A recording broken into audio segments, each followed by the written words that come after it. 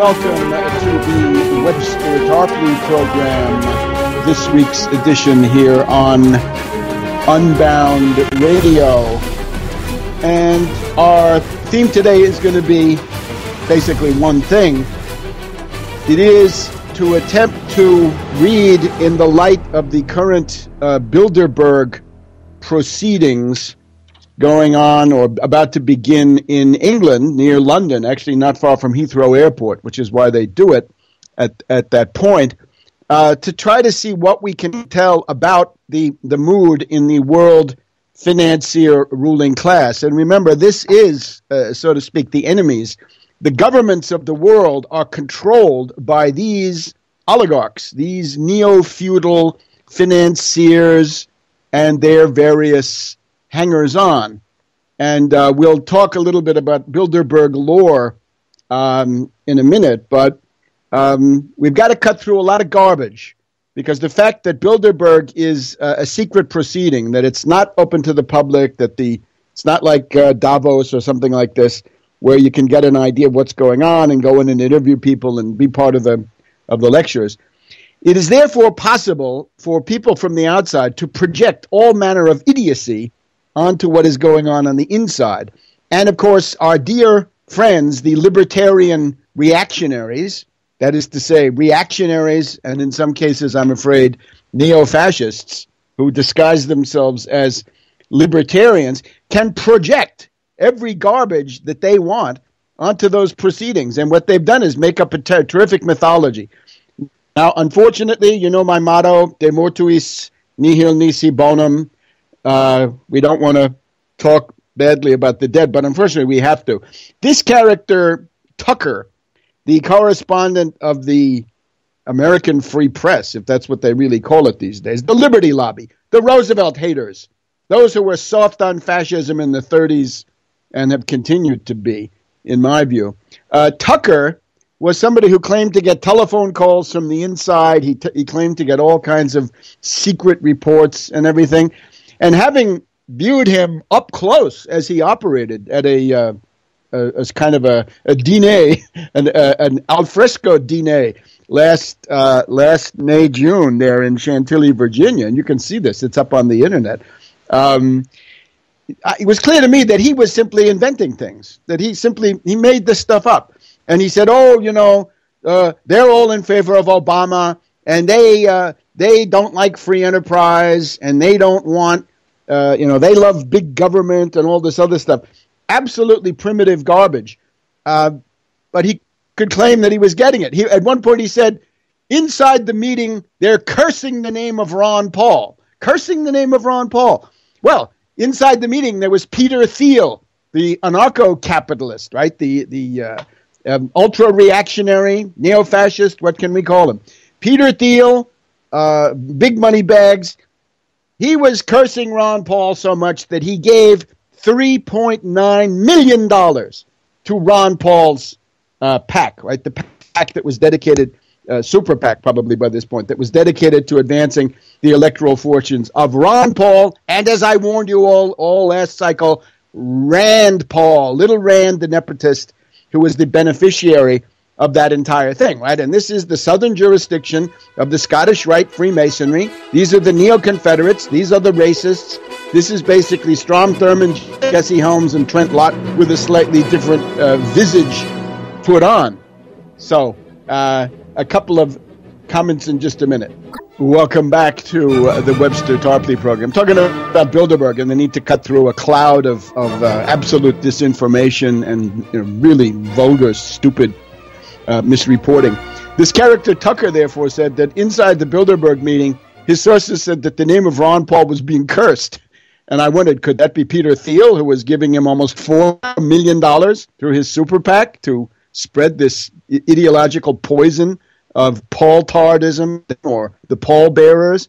No, I thought this is probably the waitstaff in the kitchen who are cursing the name of Ron Paul when they find out that he wants to take away their union, take away their minimum wage, take away their Social Security pension, take away their food stamps, strip their kids of Head Start so they get a breakfast in the morning, strip their pregnant wives of WIC and other things. All of that was included in Ron Paul's Restore America budget.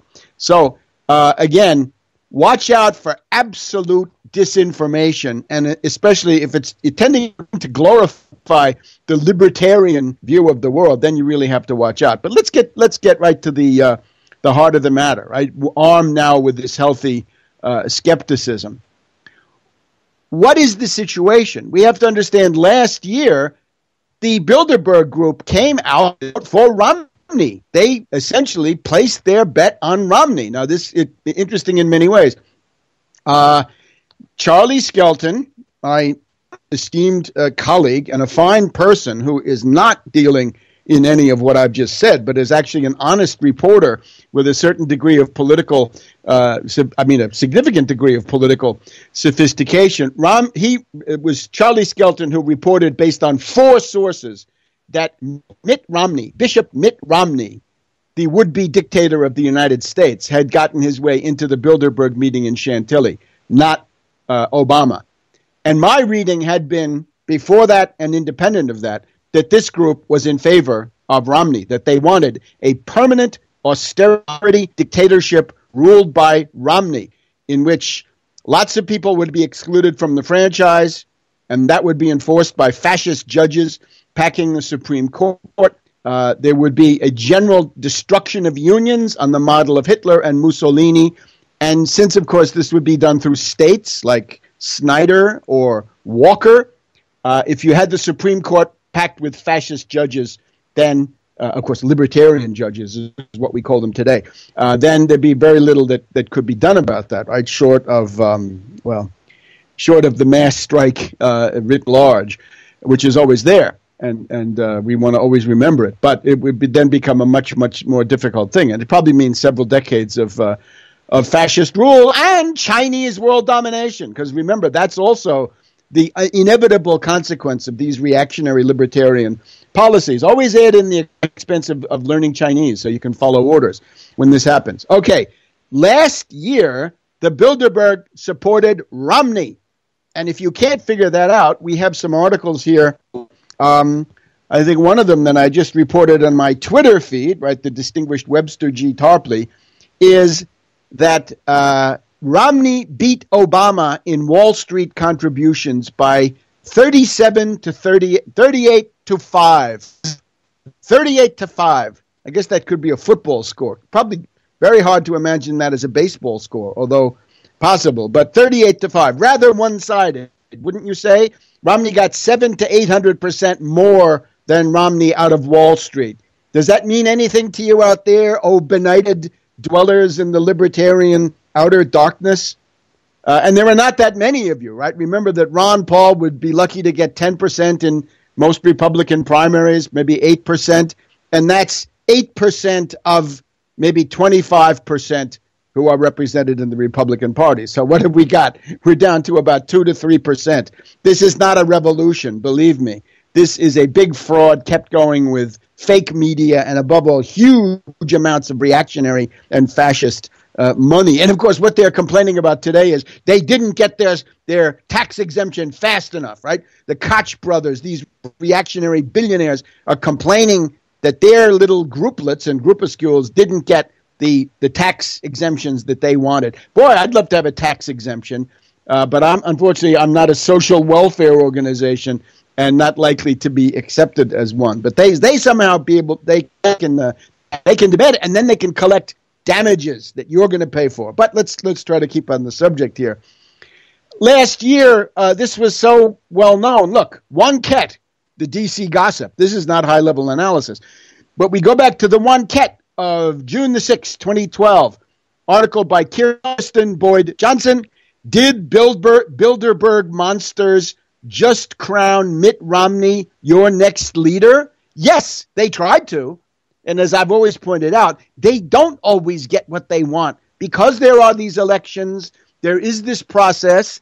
It can be shaped, but it's not like you gesture hypnotically and it all falls into place, which I think is the ignoramus libertarian point of view, right? That somebody is sitting in a room with buttons and they're pushing all these buttons. This is obviously wrong. It proceeds as a series of pragmatic orientations to the situation as it evolves. The Bilderberg often get their way, often, sure, but not always. And this was a case when they didn't. And then what happened? Well, then there was an attempted coup d'etat, wasn't there, dear friends, in Radio Land? There was an attempted October surprise. It came on September 11th, but October surprise is what it was. It was the Benghazi events I've talked about. I'm not going to repeat the detailed analysis. It's on tarpley.net. You can find it there. You can find it. You can see the links through the Twitter feed. But the idea was a cabal, a clique, a camarilla of generals, admirals, and other top officers attempted to orchestrate this Benghazi event with the idea of giving Obama a real embarrassing black eye and tying him up in knots during the 2 months before the election. Okay, but then after that fact, a lot of bigwigs began to get sacked and cashiered, and that would be, of course, General Petraeus, the darling of the neocons. The focus of all Bonapartist tendencies in the United States government is Petraeus. And you could say he's a failure. Yeah, Marshal Pétain was a failure. Marshal Pétain was not the savior of Verdun. Marshal Pétain was the guy who wanted to quit Verdun. He wanted to give it up. And in 1918, with the German final offensive, right, Operation Michael, Pétain wanted to essentially retreat to the Loire, forget about the liaison with the British. He was a defeatist. And with Petraeus, we have the fruit of an officer corps, which has not won a real battle since the Incheon landing back in 1951. Okay? That's the last time they won a fair fight with anybody. So this is a pretty lame excuse for an officer corps. But they're great at intrigue, right?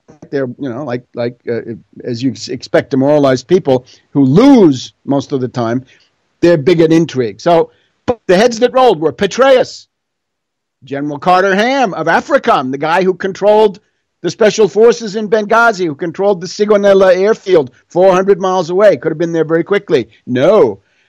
General Allen, the commander in Afghanistan, who has all the time for these emails with this strange woman.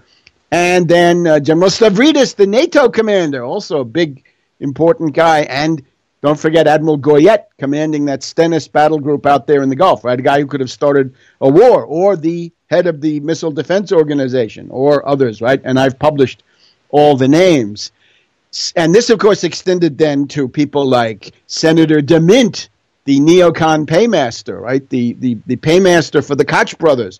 It extended into the top of the military-industrial complex, the head of Lockheed, the biggest single defense contractor most years, and the Gallup poll. So essentially you'd have to say, last November, under the cover of the election, and that's important because that makes it much easier when there's an election, there was an attempt by this clique of generals, including the CIA, emphatically including the CIA, because that's where Petraeus was operating. That was the personal union, as they used to say in monarchical times. The union of the Pentagon and the CIA was accomplished by Petraeus. Then we had the military-industrial complex, as suggested by Lockheed. We had these polling and other organizations, right? The Gallup poll that was saying that Obama was going to lose. Karl Rove, who had his machine ready to go, right? Some say a vote fraud machine rather than a get-out-the-vote machine. And the Tea Party with DeMint, and behind DeMint or Dement, you got the Koch brothers and so forth. So put Bilderberg in that group. So Bilderberg generals in CIA, military-industrial complex, Tea Party, Congress people, right? DeMint then forced out, and then Gallup and Rove, okay? So all of that, but it didn't work, right? Because there still is the real world. Now, Bilderberg is not happy. Bilderberg is not happy. They wanted Romney. They wanted to be well on the way to a permanent fascist dictatorship by now. And they also felt very strongly that if they'd gotten Romney, why, you'd already have the war in Syria. You'd be fighting in Syria. You'd be fighting in Iran, according to their view. So they're not happy. And these are people who are accustomed to command, right? They are, of course, figments of a dying empire. I'm the first one to stress that, right? They are neo-feudal interests. They are neotenists. In other words, they get more power as the society loses power and tends to collapse. So that neoteny occurs, and that's what they represent. So what are they doing now? Well, let's just see if we can work this in before the next station break here. Let me see if I find my text. I want to give this to you straight. Here's how it's seen by Obama. This is a publication called Mondo Weiss, Philip Weiss. Obama told friends he reneged on progressive promises out of fear of assassination, says Ray McGovern. Now, Ray McGovern is a serious person. I've had all kinds of differences with him. We won't go into those now. But this is not some fly-by-night kook who comes out of nowhere, right? He was the briefer for George H.W. Bush. So, Obama has abandoned progressive principles such as stopping drone attacks and shutting down Guantanamo because he is afraid of being assassinated, telling friends, don't you remember what happened to Martin Luther King Jr.? Retired CIA analyst Ray McGovern said today. So it's secondhand, thirdhand, but I think this speaks with a certain authority. It makes sense within my overall intelligence picture, and that's how you do it. Obama's afraid of what happened to Martin Luther King, and Ray McGovern says, I know from a good friend who was there when it happened, so it's at least one remove, that at a small dinner with progressive supporters, after these progressive supporters were banging on Obama before the elections, why don't you do the things we thought you stood for? Obama turned sharply and said, don't you remember what happened to Martin Luther King? That's a quote and a very revealing quote. So McGovern says this on WBAI Law and Order on a recent morning. And McGovern had been calling Obama a wuss. Yeah, fine. I would say Wall Street puppet, but as those 37 or 38-5 scores show, it's a Wall Street puppet who has been basically abandoned by the people up there because he can't deliver what they want. He does not want to deliver the Syrian war. Even a libertarian should be able to figure that out. Obama says no war with Syria, no war with Iran. War means the big stuff. Heavy-duty bombing, boots on the ground, ground divisions. He doesn't want it. He says, yeah, drones. He says, yeah, cyber war. Yeah, destabilization. Yeah, assassinations, right? The entire array, I've gone through it, right? The divine plan of the CIA. Drones, special forces, bombing, and all the rest of it. But there's a reticence on the part of Obama. Can't you see that? There is no war with Syria yet. It hasn't happened. So there are people who want it to happen. And there's an urgency now. Because if it doesn't happen soon, those death squads are going to be annihilated. They are going to be exterminated. Now, this, of course, for the world, this would be a boon, I must say. But for the people who regard those death squads as their pawns, their chess pieces on the world historical scoreboard, they are not happy with that. They don't want those death squads to be wiped out. So we got to figure that there's an urgency that they feel. And let me add, if I can, before this next break here. We'll get to this in the next break in just a second. Welcome back to the Webster Tarpley program here on Unbound Radio. So let's continue this analysis. The ruling class represented at Bilderberg is not happy. They wanted Romney. Get that through your thick head. They wanted Romney. They didn't want Obama because they say Obama's austerity is too slow. It's not genocidal enough. The primitive accumulation they require goes far beyond what Obama can offer with his, essentially indirect methods. And they want the attack on Syria. They want the attack on Iran. And in addition to wanting it, they now need it more than they ever did, because if they don't act soon, that entire pool of jihadis, a whole generation of the most extreme jihadis and killers that have been attracted into Syria are going to be exterminated. They are being pocketed, right? This is what the the encirclement battles of World War II, right? The famous the envelopment, right, leading to a pocket, the Kesselschlacht. The Kessel is that round, that place where you get pinned in, right? And then your supplies are cut off, and then you're going to be wiped out. That is what is happening to the death squads at a place like Qusair. So they've got to do something about that. And they're screaming to Obama. Here's another side of it, too. You look at the reactionaries on the domestic front. They are screaming about Obamacare, Obamacare, Obamacare, as if this actually were the end of the world. Now, of course, this was Romney vintage, vintage 2002 or something like this. Right? It's a Republican plan. It's a private sector plan. It's actually a bailout for insurance companies that have bankrupted themselves with derivative speculation. What in God's name can explain this Republican hysteria around Obamacare? It is, I think, this. They don't want the American people to get the idea that there's a right to health care. Because the message of Obamacare, as received by the average person, right? Forget about all the sophisticated nuances that an analyst or some kind of an insider would know. The average person says, hey, as of the end of this year, beginning of next year, I can get insurance for everybody in my family, even the ones with the pre-existing conditions that I couldn't do anything for. So a lot of people have been building their planning around that, right? And this is going on relatively silently because they don't talk about it. Once the American people get an idea that they have a right to health care at any age, not just above 65, those reactionaries have undergone a big defeat. Remember, the Franklin D. Roosevelt Economic Bill of Rights, the thing that the American GI fought for, the thing that those GIs won by defeating Nazi fascism on the battlefield, and that they have bequeathed to us, our economic rights. All those people who got killed on the beach at Iwo Jima or in the December snows of the Ardennes, Battle of the Bulge, and everything else. We have got to be stewards of what they have left us, our economic rights, and one of them is the right to health care. Remember, Roosevelt said you got a right to a job, a right to a home, a right to health care and old age insurance. If you're a businessman, you have a right to be free of monopoly competition, such as Walmart. If you're a farmer, you have the right to a parity price for what you're producing. And you've got, freedom from the four freedoms: freedom of speech, freedom of religion, freedom from fear, freedom from want. And the want one is the one that where the U.S. has fallen short so far.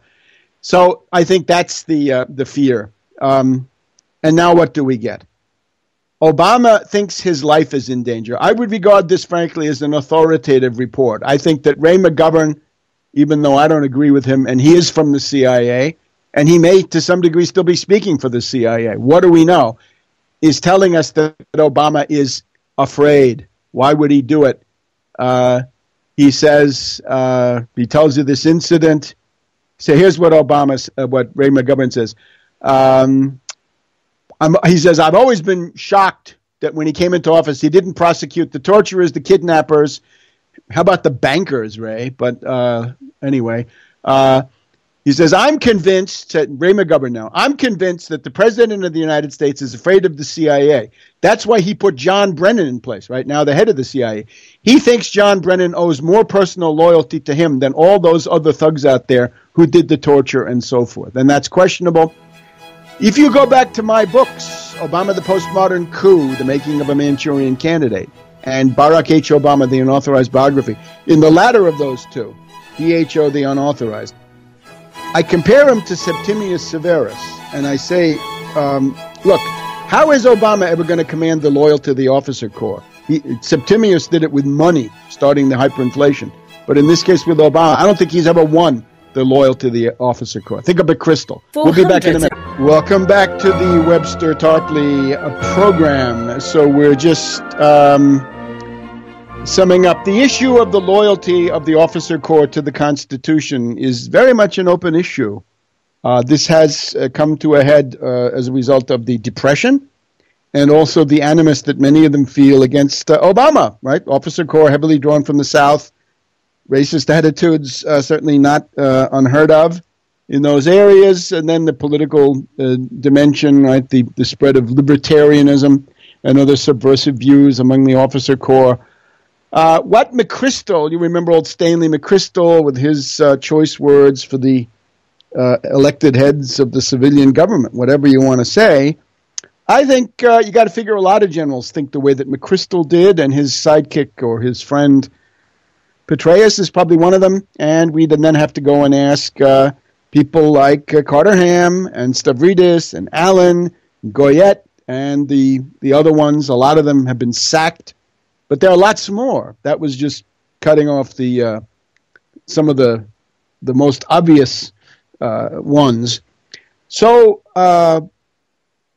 there was this problem, right? And as I said at the end of the previous segment, when I was writing Barack H. Obama, the unauthorized biography, you compare this to the coming of Septimius Severus in the Roman Empire. He also had trouble getting the loyalty of the Roman legions, and he did it with money. He chose to buy their loyalty, and he's credited or blamed by some analysts of starting the actual hyperinflation that marked the final phases of the Roman Empire, the last 100 years or so. Obama has not done that, right, because of budget constraints, if nothing else. He's not been able to give money rewards to these generals and so forth. And because also of the budget constraints, he's had to wind down the wars. Also because this is his policy, right? This is what Obama represents. And again, I say to these loudmouth libertarians, right? Deal with the fact. Tell me how Obama is clearly not at war in the sense that we know, right? The real war, the big war, the guerre, engagée.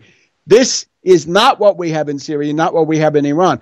There are powerful forces who want this, and Obama's not giving them what they want. How do you fit that into your stupid equation? And then with those death squads, those are the assets they had. That's what they used in Libya. If they want to go on to Turkey, they're going to have to transfer them back there, and so forth. So if Assad and Hezbollah and the Iranian Revolutionary Guard are able to wipe out significant parts of this death squad population, this death squad pool, won't that be, in some ways, a strategic defeat for the imperialists? And I would then also add in, the thing that they're concerned about with Obamacare, very little to do with the details of Obamacare, quite a few of which are very bad, as I've never hidden. It's the idea that you have a right to health care, and that if you need health care, you have a right to go to the government and demand it. This is what the reactionaries hate and fear. And that is, I think, the root of their hysteria, right? Along with other causes of hysteria. So I would urge people, if you want to be a positive force in history, do not get caught up in the stupidity and bankruptcy of the Republican talking points on this. We're not interested in Benghazi because we know what you have to do about Benghazi. We're not interested in the Republican hearings. You want to know why those people got killed? Ask Petraeus, ask Carter Ham, ask Stavridis, ask a couple of others, and you'll be on your way. And they're not going to do that. That's exactly the opposite of what they want, despite an attempt by the Washington Post to redirect this thing against Petraeus. What has changed, of course, is the attitude of the ruling elite itself, right? They tried to install Romney under the cover of an election. They failed, and after that, they had to back off.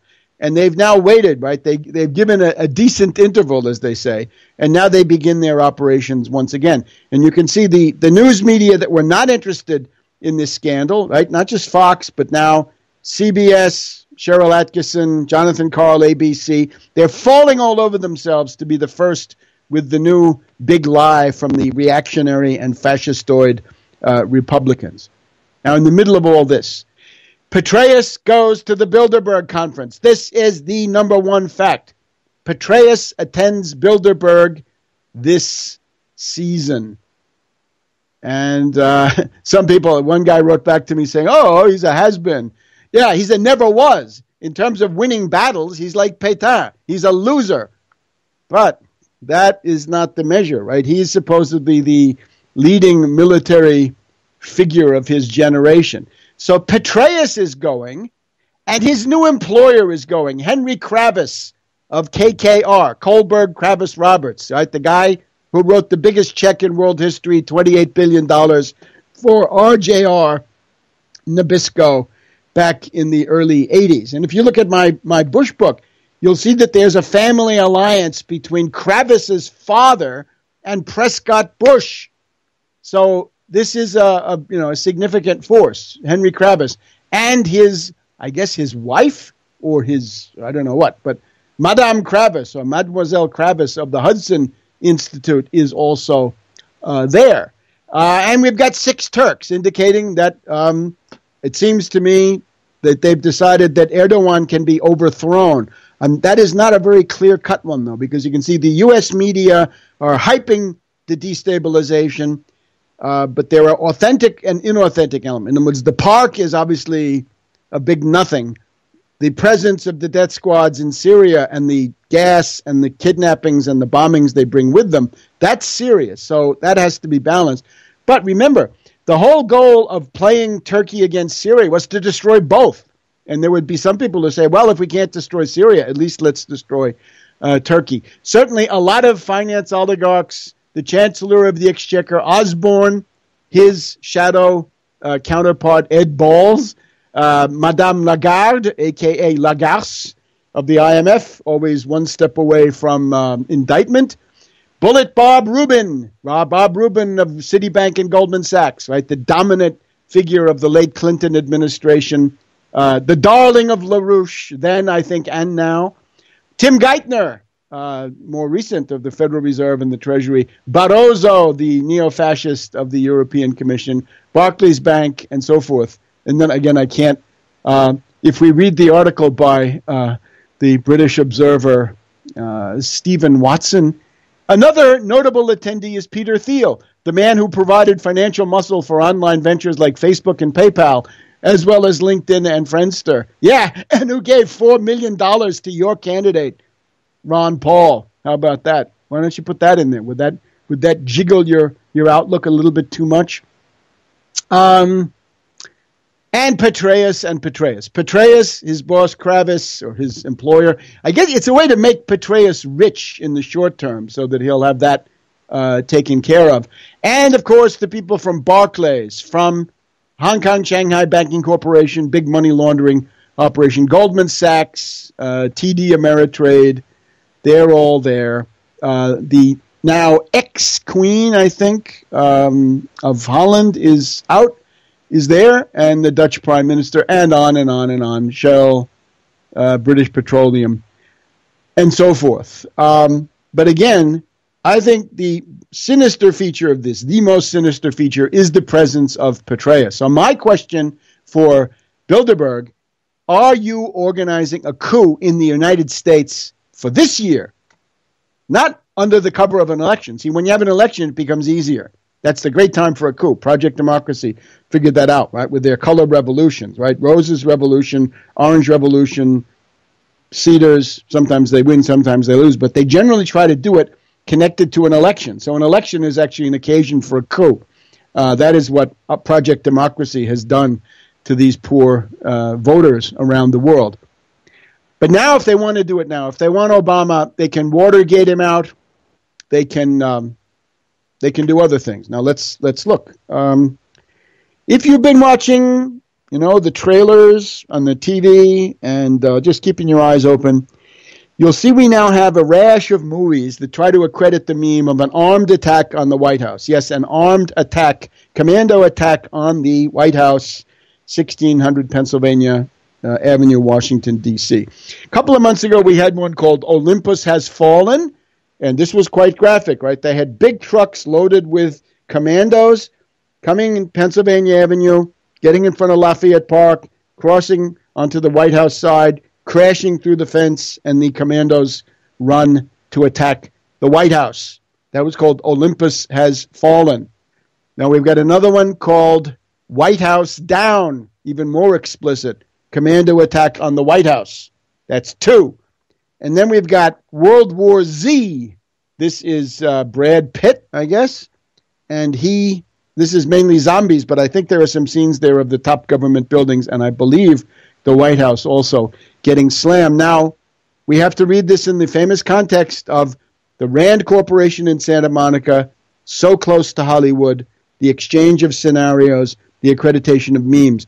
If we go back to the 1990s, we will see that there is a gradual accreditation of the memes that will then occur on September 11, 2001, right? The Fight Club, a leading example, right? When you see buildings come crashing down. But there were others, and there were others that were more experimental, right? The taking over of Air Force One, or the taking over of a plane that had poison gas, and all kinds of other things, which then showed up in the pre-9/11 drills.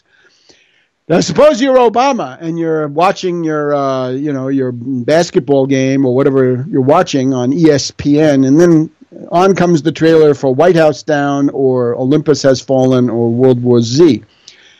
This obviously is a threat. And then you turn to the local news and you find Ron Kokesh wants to bring 10,000 armed racist reactionaries to Washington, D.C. They want to have loaded rifles, and they want to cross from Virginia. They want to walk all around the National Mall. They want to go by, you know what it is, right? They go by the Mint, by the Department of Agriculture, Department of Energy, Department of Transportation, Housing and Urban Development, Health and Human Services, go by the Rayburn Building, turn north in front of the Capitol, Library of Congress, right? Then you get to the Senate office buildings. You're on the Senate side. You go back down. You go by the various Smithsonian museums, the National Gallery. Then you're going to pass by the White House and the Treasury, of course, on the way, and the FBI. And, of course, you get the idea. One division. That would be one division of presumably black-clad reactionaries, white, marching into the District of Columbia to intimidate the federal government, to intimidate the Congress, the president, the black population. Maybe I'll feel a little bit of strike breaking on the side, who knows. Bust up some demonstration if somebody was demonstrating for their economic rights and they decided it violated the Austrian school or the criteria of being a right-wing anarchist. They might do something about that too. So you get the general idea.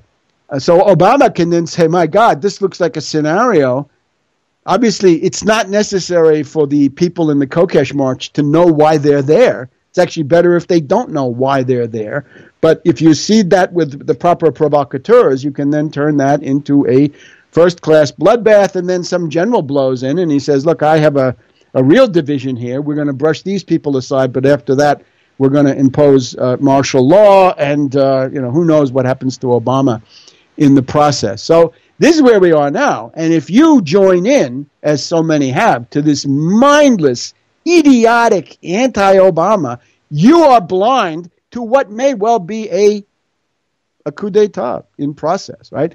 So now, do you believe in the Constitution, yes or no? Or was that just a lot of hot air, right? Was that just a lot of bull on your bullhorn that you were talking about the Constitution, right? I think the Constitution is worth keeping, and that means Obama won the election. You want to get him out, you better win the next election. We'll be back in a minute with a few more comments here on the Webster Tarpley program. Welcome back to the Webster Tarpley program on Unbound Radio. Now, what does this leave us with? What's the scenario?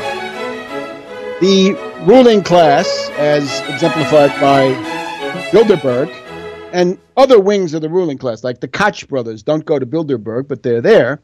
The Bilderberg is one big part of it, but not the whole ballgame by any stretch. They want Obama out. Yes, they do. They want Obama out. Get that through your thick head. They want the attack on Syria. They want the attack on Iran. And they don't want you to get the idea, however distorted, that you have the right to health care. They want to fight back on all of those points. And if Obama remains in office, they are not going to be happy about any of that. So this year they don't have an election to use as the cover. They can't use October surprises, vote fraud, the sort of Karl Rove naughty stuff. So what are they going to do? They're going to have to think about either Watergate, which they prefer. Remember, they want to keep the illusion of legality, I guess we'd have to say at this point, the illusion of legality, right? They'd rather not have Olympus has fallen, White House down. Although, if we go back to 1933 in Germany, right, the burning of the Reichstag and what have you, or if we go back to France, even closer to our own circumstances, the attack on the French Chamber of Deputies, February 6, 1934, by monarchists, reactionaries, fascists, and others, that shows that when they get hysterical, when the combination of depression and loss of assets, like these death squads, is pushing them to desperate action, they're going to do just about anything. Now, what are the potentialities for Watergate? Well, in the House, you can impeach Obama anytime you want. Those lunatics in the House, they'd impeach him as soon as look at him. They do it at the drop of a hat. In the Senate, it's going to be difficult, but it just got easier with the death of Senator Lautenberg of New Jersey. We're now going to have Christie, the Garden State Goering, whom Obama, perhaps in his desperation, decided to make greater than he ever was. Suppose Christie puts a typical reactionary Republican into that Senate seat. That means that until October, what is this, October? Christie, there's a general election in New Jersey in November with a governor race, right? What are you trying to do? You're going to have one in October and then one at the beginning of November? Sue him. Make him put them together. He wants low turnout for the Senate so that the Republicans can keep the seat. You can see what's coming. And that's what the White House should be talking about. You get the idea, right? All these idiotic scandals, Benghazi, IRS, James Rosen. Hey, we'll talk about this another time. But you go back, Chicago Tribune, 1941. Chester Manley exposes FDR's war plans. In other words, the master war plan of the United States, Rainbow Six, I guess at that point, given by most likely General Wedemeyer to Chester Manley of the Chicago Tribune. What was the date? December 4th, 1941, 1 week before Pearl Harbor. This helped Hitler. It swept away resistance inside Germany to declaring war on the United States. That's the kind of subversive vermin that you're dealing with in the media. And you've got to understand that you think the White House is lashing out too much or other agencies are lashing out too much about journalism. You have to understand this is all taking place in a context where there's just been an attempted military coup under the cover of an election, right? Which most people still haven't figured out, right? Most of our libertarian heroes have not been able to get that through their thick skulls. So this is what you have to watch out for. So don't become part of the yelping crowd of detractors who think that somehow getting rid of Obama would solve anything for them. That would throw you right into the hands of somebody like martial law administrator David Petraeus. Now, to discuss more of these things, I should have mentioned this earlier, on Sunday, January 9th, New York City at the Left Forum, the continuation of the old socialist scholars conferences of the late 60s. I'm going to be at Pace University on Sunday, the 9th of June at noon. From noon to 2, we're going to have a panel with my distinguished colleague Joe Calhoun of Denver, former and possible future congressional candidate, and Tom Kiley of INN World Report. We're going to have a panel there. Please do come and hear it. Please do come and take part. Be ample opportunity for debate there and later in the afternoon. The United Front Against Austerity will have a table there. Now, we're also continuing, obviously, the mobilization on the Elizabeth Warren and John Tierney bill, 0.075% interest rates. We just had Obama's Rose Garden event. The problem is we really don't like the Republican bill, which raises the interest rates to 8.5% as a limit. We don't like Obama's either. We want the Warren-Tierney bill and nothing less.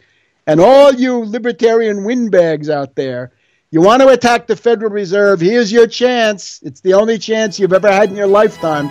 Warren is proposing to make Bernanke finance college loans for kids through the discount window. So get busy on that if you're worth anything. Otherwise, you're a fraud. And this is Webster Tarpley Wishing you all the best until next week.